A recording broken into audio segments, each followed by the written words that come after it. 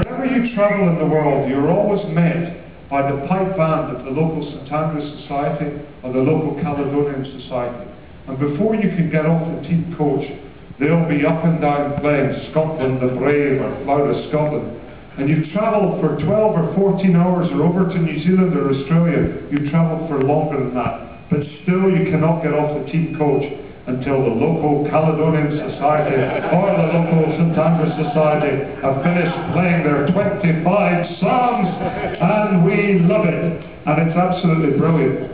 And I gave a speech on this coach just prior to arriving in Pretoria in South Africa, prior to the 1995 Rugby World Cup. And I said to the guys, come on, we've got to embrace and ingratiate ourselves with all the people that are going to be in this hotel, the waiters, the waitresses, all the doormen, all the fantastic people that come and look after us and are going to make our stay brilliant. We need to get these people on our side and behind Scotland. And everyone, I think, understood this message. And whenever you get on tour, you're always desperate to get your room key and go up and dump your bags, have a shower, and come down, as was the case on this day, and have our fourth breakfast of the day, because we'd had one on the plane, we'd had another one on the plane, we'd had one at Johannesburg Airport, we'd had one on the bus. This was actually our fifth breakfast of the day. And Kenny Logan stood there. There's always one complete pain in the neck person, isn't there? And they won't let the lift doors close. And Kenny Logan was one such person. And eventually he forced his way into this lift, and the bag that was on his shoulder just came flying off, and there was this gorgeous, tall South African lady in the corner of the lift, just minding her own business.